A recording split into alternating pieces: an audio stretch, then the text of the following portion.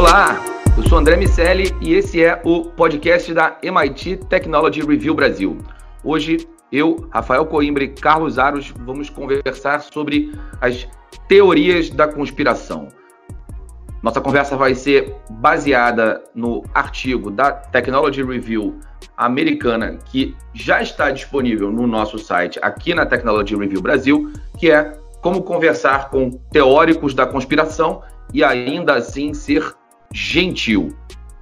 Lembrando que esse podcast é um oferecimento da SAIS e da Salesforce.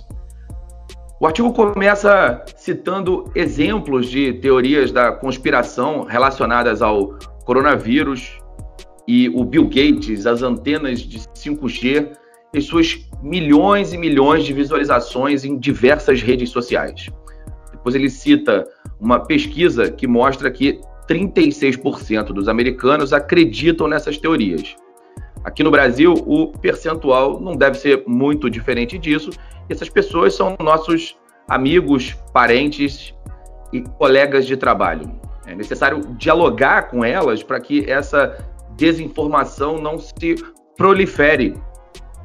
Então, antes de conversar com essas pessoas, é importante ter em mente que é humano acreditar nessas teorias. Faz parte da nossa característica fundamental acreditar em histórias. E também é importante pensar que ninguém está acima dessas teorias. Eu, você que está nos ouvindo e, inclusive, Carlos Aros e Rafael Coimbra também podem acreditar em histórias e teorias da conspiração. Também vale lembrar que não existe nenhum grupo ou subconjunto demográfico que esteja mais propenso tanto a acreditar quanto a espalhar as teorias da conspiração e a desinformação. Tem uma característica importante nesse processo, que é o fato de que todas elas têm um ponto verdadeiro e verificável. E é a partir desse ponto que a história se constrói, que a narrativa acaba levando a pessoa a acreditar nesses pontos. Também é importante fazer uma ressalva que nesse momento de polarização política, as teorias da conspiração não estão necessariamente associadas a um grupo ou a outro. Elas são histórias que acabam permeando toda a humanidade e a nossa sociedade. E aí eu vou começar perguntando para o Rafael Coimbra. Rafa, como conversar com teóricos da conspiração e ainda assim ser gentil? O artigo traz 10 elementos, 10 técnicas para fazer essas conversas. Essas técnicas estão lá no nosso site, mas quero ouvir o que mais chamou a atenção.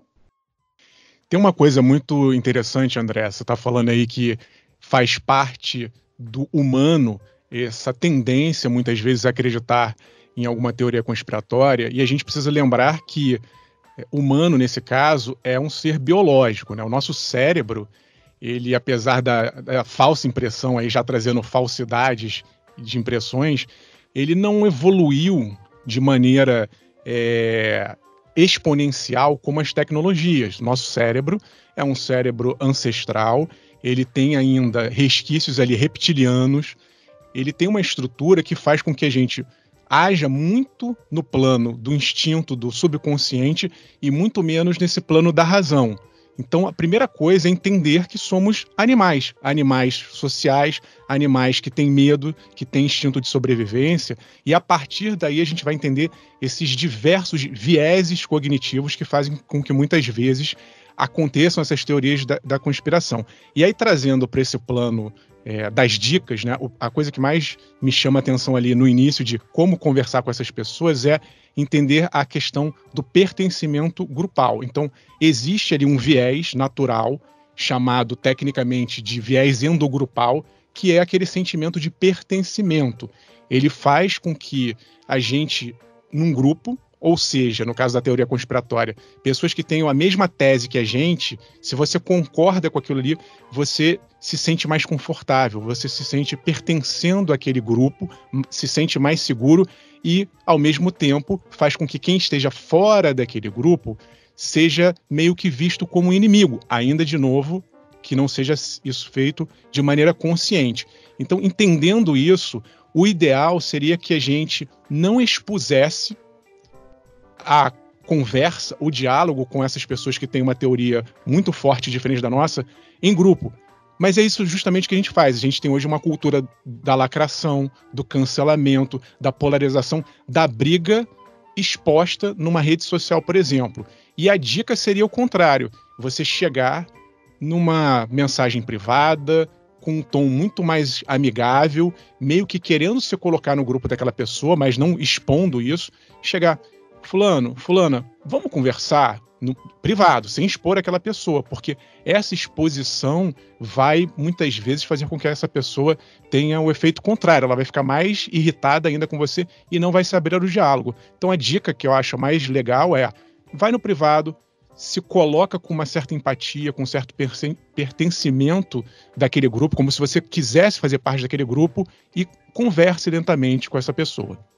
E é engraçado, Rafa, que essa característica de senso de pertencimento, ela é demonstrada sob diversas perspectivas diferentes. Se a gente olhar o Gene Egoísta, por exemplo, do Richard Dawkins, ele fala muito sobre nós sermos apenas um agente de repasse dos nossos genes e, portanto, sermos manipulados por eles. Esse senso de pertencimento, em última instância, é aquele que aumenta a nossa capacidade de reprodução, porque um elemento social que não faz parte de nenhum grupo é, em tese, um elemento menos propenso a perpetuar os próprios genes. Então, é sim uma característica que está gravada no nosso inconsciente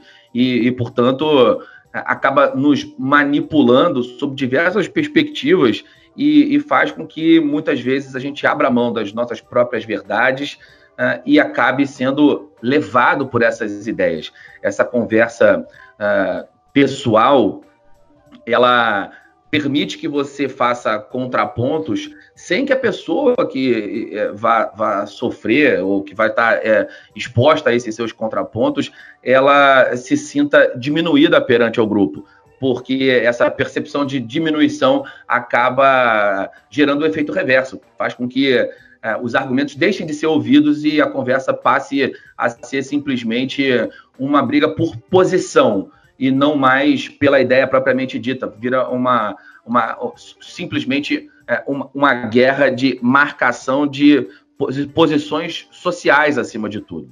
Só complementando, André, trazendo por um viés cognitivo que não está no artigo, mas que eu acho interessante, que é exatamente esse que você falou, mas para quem quiser depois dar uma procurada, ele chama o efeito backfire. É como se fosse o tiro saiu pela culatra.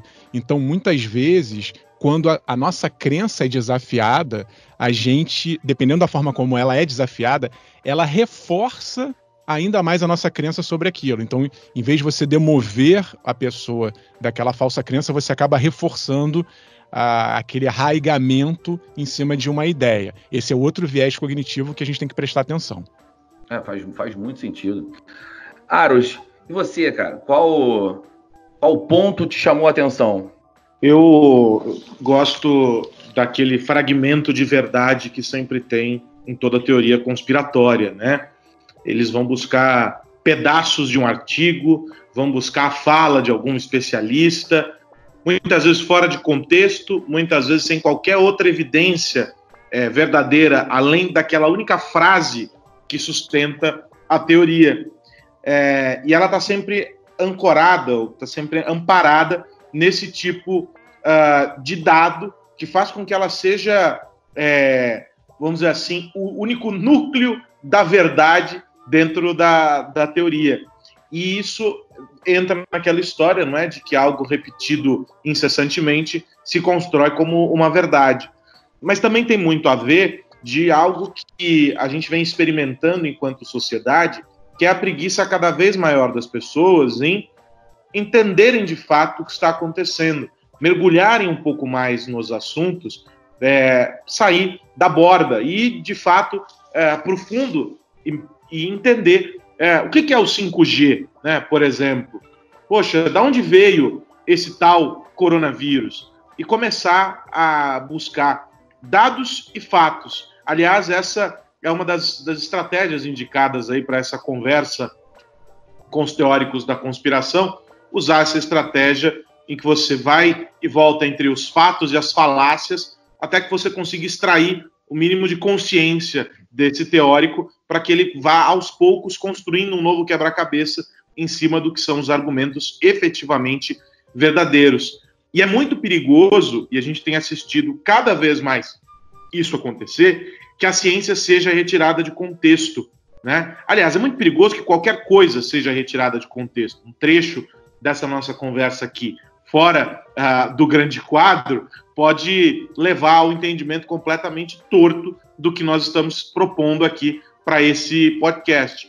Mas é justamente esse o recurso utilizado pelos teóricos, né, da conspiração. Eles se apoiam em uma pequena verdade, uma fatia do todo, e a partir daí elaboram grandes narrativas. E aí isso é muito difícil de ser combatido quando quem está ouvindo, para além do fato que vocês dois colocaram, do aspecto social, de pertencimento, de você tentar se posicionar também ali como alguém que está entendendo ou entende algo sobre o qual os outros não têm o domínio e ser o dono dessa verdade, né? Um efeito muito parecido com os da fake news.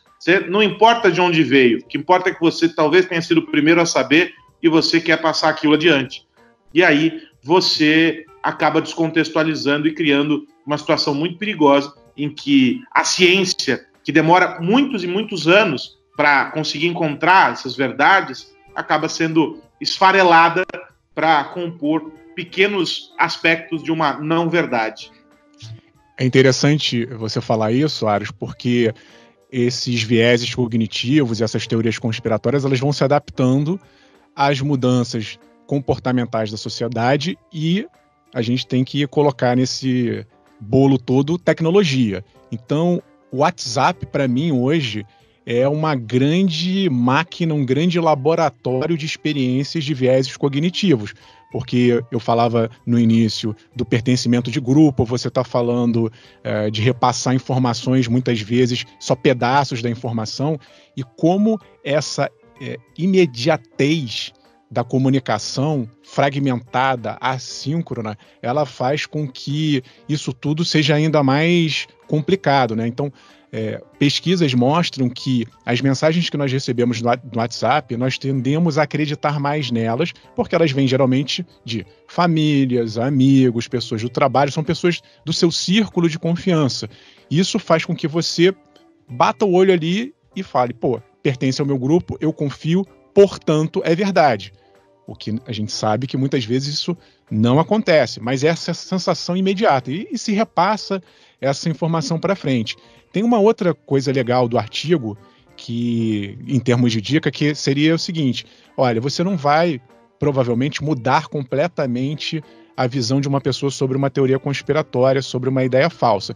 Mas se você for ali aos pouquinhos, isso já ajuda. Então, uma pessoa age um pouquinho, a outra pessoa um pouquinho, e em algum momento você vai fazer com que aquela pessoa abra a cabeça, pense melhor e mude a sua opinião. Tem um outro efeito que eu queria colocar aqui na conversa, que não está na lista, mas a ideia aqui é a gente ampliar a lista de dicas, que é o efeito Dunning-Kruger. Esse efeito cognitivo é o seguinte: quanto menos a pessoa sabe um assunto, mais certeza ela tem que sabe daquele assunto. E as pessoas, ao contrário, que estudam muito, que leem muito, elas tendem a se subestimar, a relativizar. Justamente porque elas estudam, elas estão mudando o tempo inteiro as suas opiniões, elas falam, eu não sou dono da verdade, eu nunca vou chegar ao dono da verdade. E aí o que a gente tem hoje é uma ocupação de espaço por pessoas que não sabem nada, mas que têm certeza que sabem, e o outro lado que começa a se retirar de campo, porque não quer entrar nessa batalha.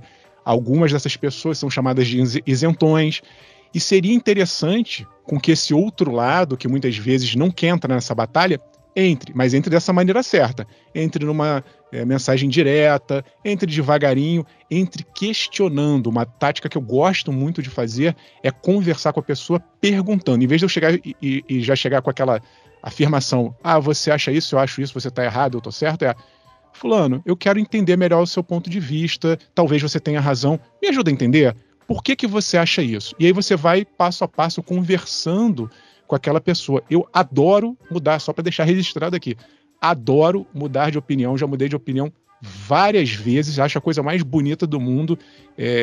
Não consigo entender uma pessoa ter... consigo, porque é o que a gente está falando aqui, mas não aceito muito uma pessoa não querer mudar de opinião. Acho que é uma coisa tão legal você ser diferente, você trazer novos pontos de vista. Então, se alguém quiser mudar a minha opinião sobre isso também, estou aberto ao diálogo. E tem uma coisa... A opinião do Rafael Coimbra, para que ele não goste mais de mudar de opinião. Diga lá, Não, tem uma dificuldade que sempre surge no meio do caminho, que é a relação com as pessoas próximas, né? Invariavelmente, as pessoas se confrontam com essas teorias chegando... o WhatsApp, aqui no Brasil, é o mais utilizado, mas chegando por qualquer meio, redes sociais, os mensageiros, ou até mesmo pessoalmente em uma conversa, a partir de falas ou de mensagens feitas por entes queridos. Você tem o teu pai, a sua mãe, seu tio, sua tia, o papagaio repetindo notícias que não são verdadeiras ou construindo teses a partir de dados completamente equivocados.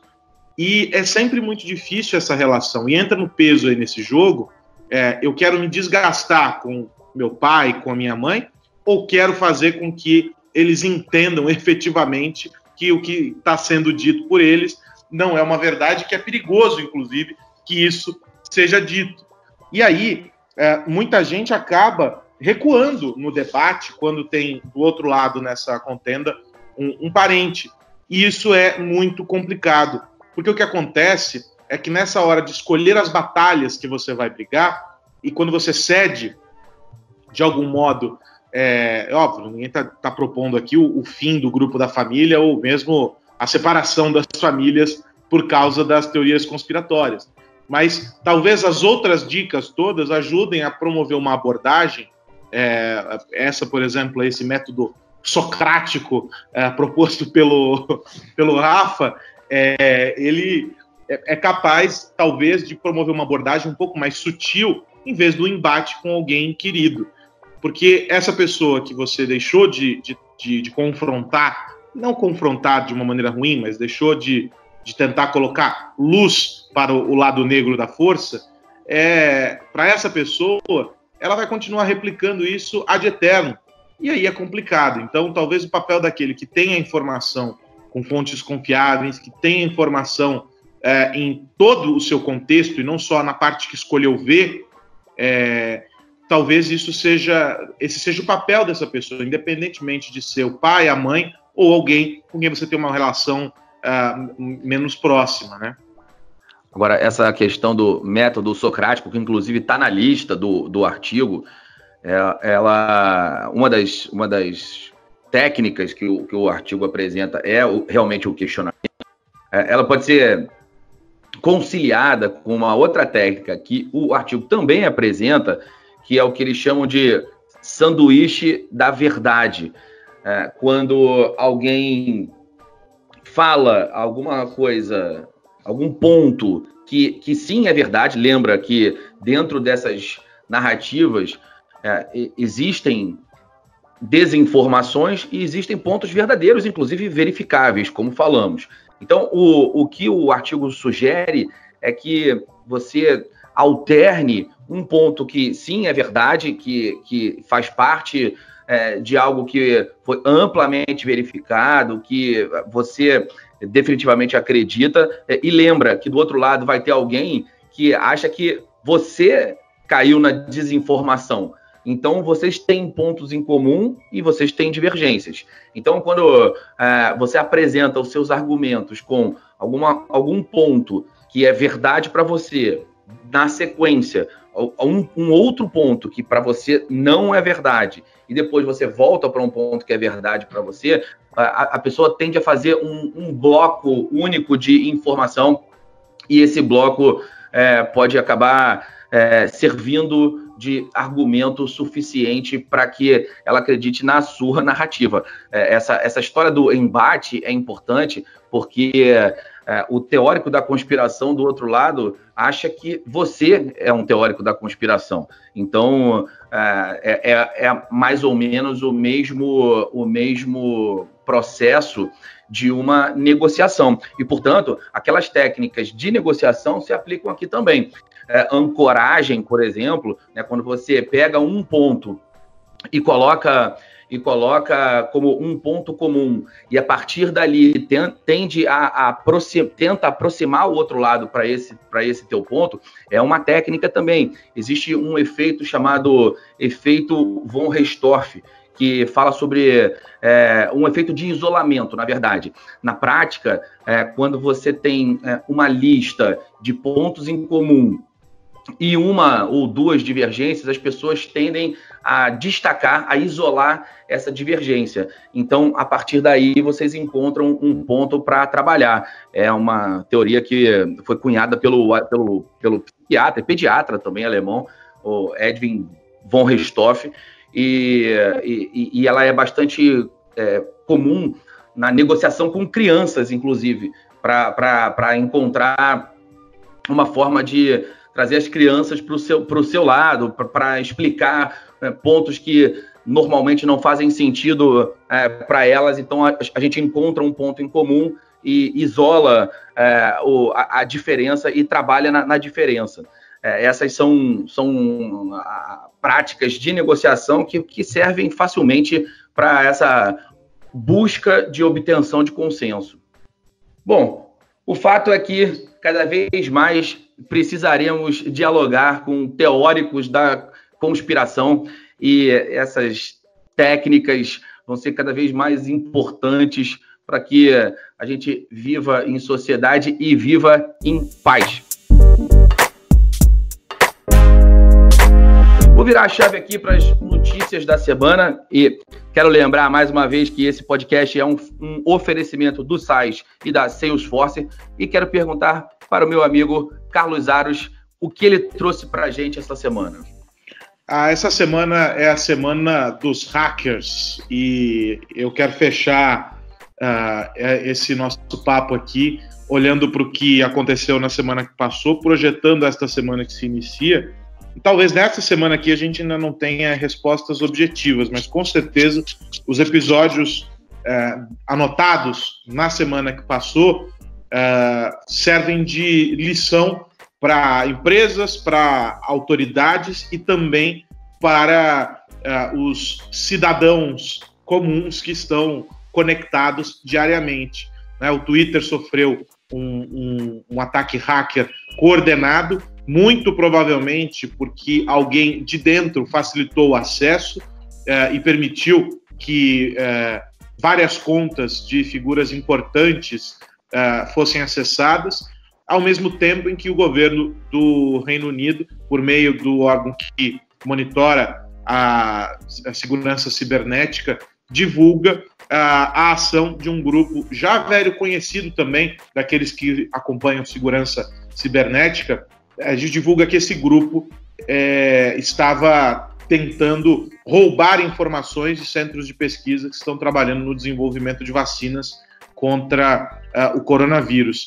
São dois episódios que, para mim, se aproximam no impacto que podem ter na sociedade, porque a gente está falando primeiro de uma plataforma que é não só a caixa de ressonância do nosso mundo, ou seja, tudo que acontece acaba ecoando por lá, mas também porque a partir das coisas que são ditas lá, a depender de quem diz, há efeitos no mundo físico. A gente já experimentou situações em que um tweet promoveu oscilações na bolsa, um tweet causou demissões de figuras importantes, ou seja, você tem um papel muito importante hoje que é cumprido pelo Twitter na nossa sociedade.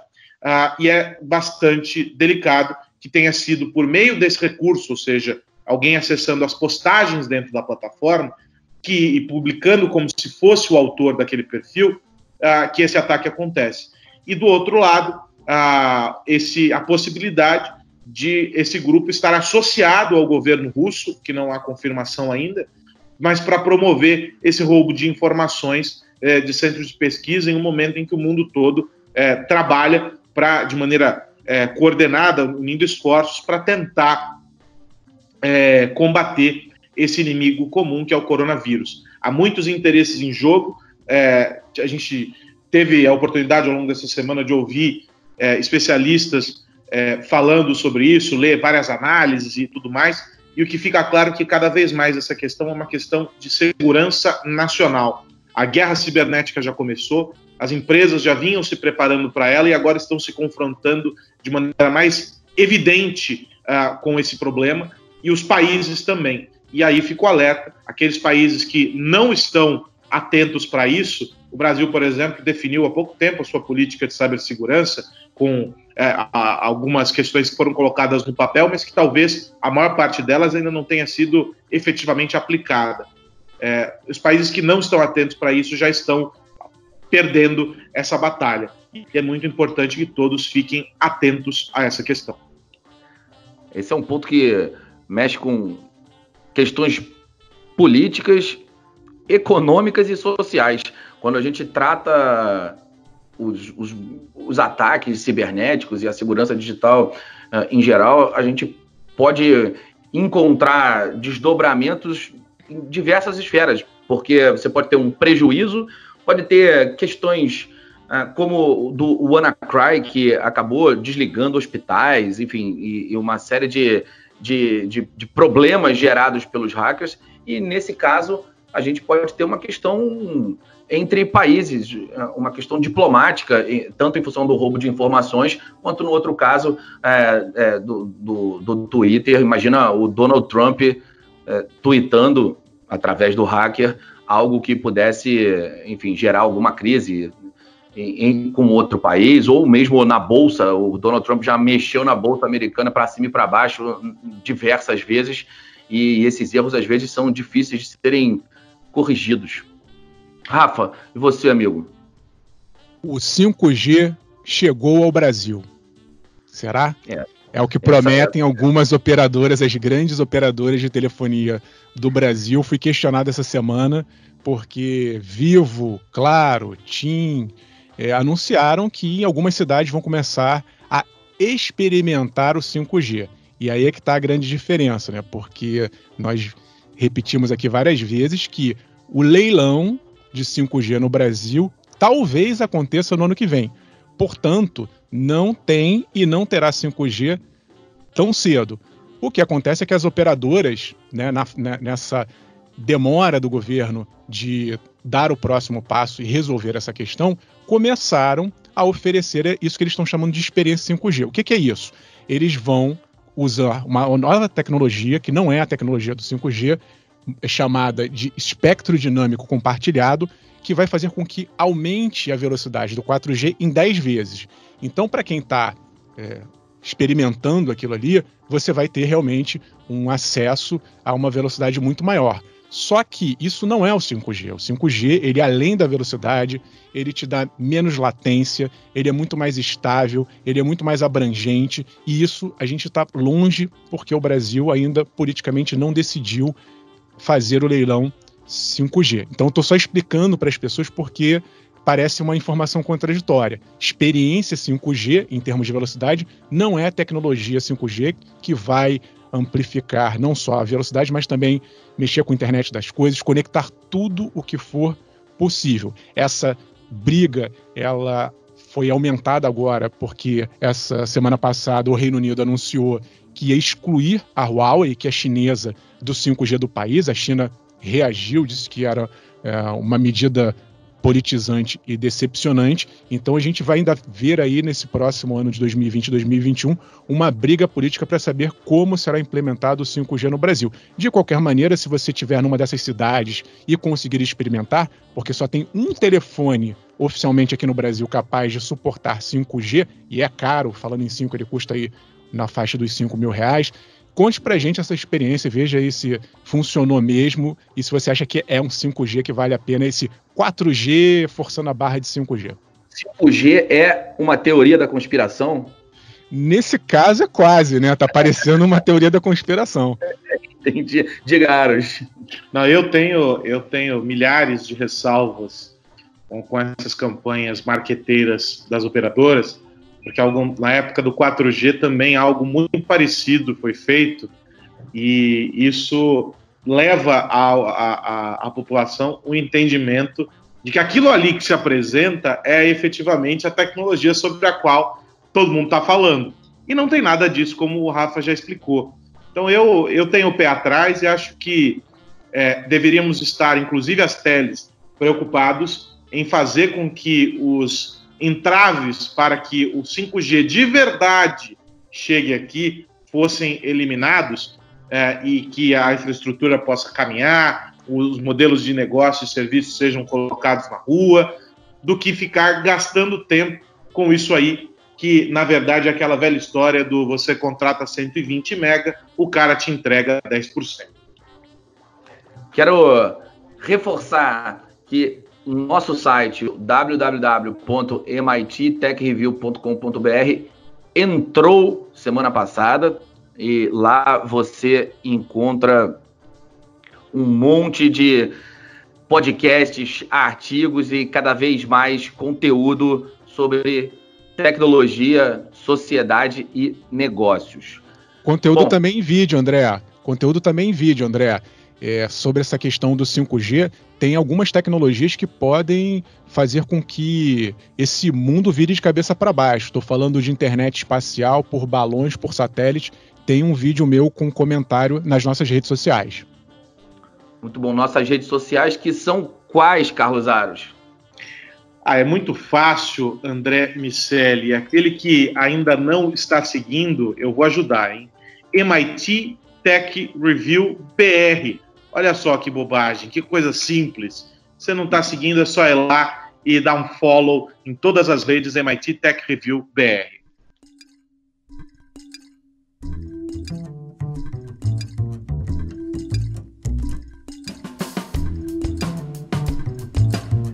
É isso, meus amigos. Semana que vem tem mais podcast da MIT Technology Review Brasil. Um abraço, Carlos Aros. Um abraço, Rafa Coimbra. E um abraço para você que nos escuta. Quero lembrar mais uma vez que esse podcast é um oferecimento do SaaS e da Salesforce. Semana que vem a gente se vê. Bye, bye.